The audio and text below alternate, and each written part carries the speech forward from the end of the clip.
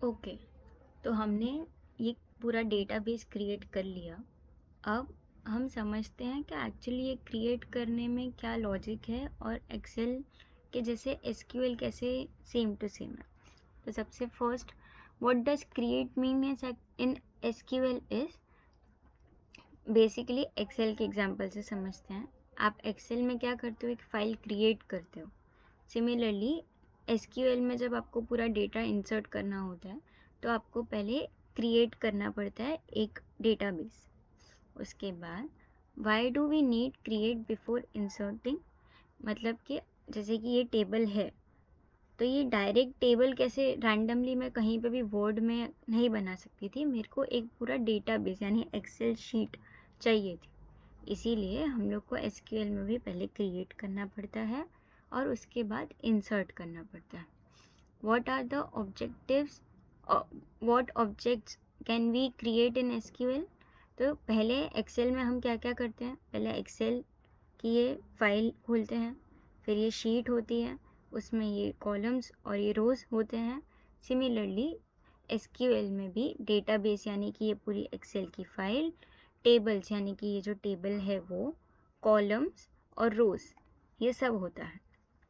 What is database, database कुछ नहीं, normally एक फाइल है जहाँ पे पूरी डेटा स्टोर होने वाली है। व्हाट इज टेबल, तो टेबल वो है जहाँ पे हर एक हमारा जो भी इनपुट है वो एक सीक्वेंस में चलेगा, जैसे रो और कॉलम के through. What is the difference between database and table, तो एक्सेल के एग्जांपल से डेटाबेस क्या है, एक पूरी एक्सेल फाइल, और टेबल क्या है, टेबल किस में आएगा, उस एक्सेल फाइल की शीट में। Can we insert data without creating a table, first why not, तो नहीं, हम लोग कोई भी डेटा इंसर्ट नहीं कर सकते अनटिल अनलेस हमने उसको क्रिएट नहीं किया हो। ठीक है। What is sync to create, syntax to create a database, तो सिमिलरली ये जो पूरा डेटाबेस है यानी ये जो पूरा डेटा है वो कैसे क्रिएट हो रहा है, ये एक्सेल की फाइल में। सिमिलरली एसक्यूएल में भी ऐसा होता है।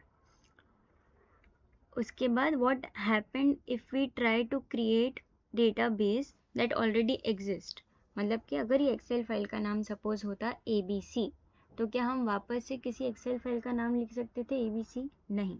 सिमिलरली एसक्यूएल में भी हम किसी भी डेटा का नाम वापस से नहीं लिख सकते।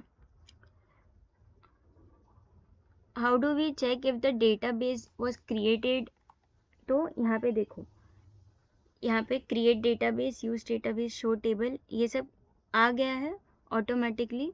तो सिमिलरली हम चेक कर सकते हैं कि हमारा डेटाबेस क्रिएट हो चुका है। What is the difference between create database, database and use database, तो क्रिएट क्या होता है, एक्सेल फाइल, और यूज क्या होता है, एक्सेल फाइल के अंदर का डेटा। सिमिलरली क्रिएट एसक्यूएल में क्या होगा, उसका पूरा डेटाबेस, और यूज कैसे होगा, वो डेटाबेस के अंदर। what is the what is use why is use important after creating a database, तो देखो जैसे हमने ये डेटाबेस क्रिएट किया उसके बाद हमने सेकेंड चीज़ क्या की, यूज डेटाबेस। तो सिमिलरली अगर मैं कोई डेटाबेस या एक्सेल फाइल बना रही हूँ तो मैं उसी में यूज़ करूँगी मेरा डेटा इनपुट करने का। इसीलिए सेकेंड स्टेप हमेशा होता है क्रिएट डेटाबेस ABC के बाद यूज डेटाबेस ABC। उसके बाद है why is the syntax of create data of create table, मतलब कि हम लोग को एक टेबल में ना, एक्सेल के एग्जांपल में हमें एक टेबल में यूनिफॉर्मिटी रखनी होती है कि suppose ID, name, department, salary and everything. Similarly यहाँ पे भी ऐसा होता है। व्हाट आर कॉलम्स, तो सिमिलरली जैसे एक्सेल में कॉलम्स होते हैं वो यहाँ पे columns. What are data types, जो हमने ऊपर स्टडी किया, एक्सेल फाइल यानी डेटाबेस, एक्सेल शीट यानी टेबल, और ये उसके डेटा के अंदर का काम यानी row and columns. Why do we specify data type, तो अभी सपोज कि मैं कहीं पे भी कुछ भी लिख देती, जैसे कि यहाँ पे 1, फिर यहाँ पे नीचे लिख देती अली, ऐसा नहीं चलेगा। हम लोग को एक सीक्वेंस में जाना पड़ेगा। ये आईडी है, ये नेम है, ये डिपार्टमेंट है, ये सैलरी है, और ये उसका डेटा है। what happens if we don't define data type? अगर मैं सपोज यहाँ पे डिफाइन ही नहीं करती कि ये आईडी का नंबर है, ये नेम है, तो क्या होता, मैं कहीं पे भी कुछ भी रैंडमली लिखती तो वो सॉर्ट करने में बहुत इशू आता। What is the difference between INT and vulture? INT क्या होता है? नंबर्स, जैसे कि ये नंबर्स है, सैलरी, या ये नंबर्स है। और वर्चर क्या होता है? Text, alphabets. Why should we use varchar? Varchar basically क्या होता है? किसी का नाम, किसी का डिपार्टमेंट, कोई भी चीज़ जो टेक्स्ट में लिख सकते हैं हम, वो लिखना। और वर्चर की मैक्सिमम साइज़ कितनी होती है, मतलब कितने लेटर्स हम लिख सकते हैं? 50। अगर वो लेटर 50 से एक्सीड होते हैं तो वो एरर दिखाता है, तो हमें क्या करना पड़े कि स्पेस को माइनस कर देना पड़े। Can we create table without column? There is no point of creating a table without a column. मैं कहीं पे भी कुछ भी लिख दूंगी तो मेरा डेटा सही मिलेगा ही नहीं मुझे। इस column order important? Yes, it is very important. जैसे अभी हमने यहाँ पे देखा कि आईडी, नेम, ये सब लिखना बहुत इंपॉर्टेंट है। उसके बाद can two column have the same name? तो नहीं, कभी भी आईडी फिर वापस आईडी फिर नेम नहीं हो सकता। एक्सेल में भी नहीं और यहाँ पे SQL में भी नहीं। What is the primary key, sorry, are column name case sensitive? SQL में इतना इशू नहीं आता है अगर आप अपर केस लिखो या lower case. It is important कि आप स्पेलिंग सही लिखो। व्हाट इज़ प्राइमरी की? प्राइमरी की मतलब यूनिक। जैसे कि सपोज कि ये है आईडी, ये आईडी यूनिक है, ये प्राइमरी की होगी, ये किसी की भी 2 बार सेम रिपीट नहीं हो सकती। उसके बाद can a table have more than 1 primary की? तो नहीं, वो यूनिक ही, मतलब यूनिक एक सिर्फ इसी में काम हो सकता है। ये पूरे डेटा में यूनिक सिर्फ एक ही टेबल हो सकता है, किसी और इंसान का नाम सारा हो सकता है, या ये 2 लोग IT डिपार्टमेंट में काम कर सकते हैं, या 2 लोगों की सैलरी 60 या 55,000 हो सकती है। तो ऐसे कोई भी एक ही चीज़ हो सकती है जो यूनिक हो।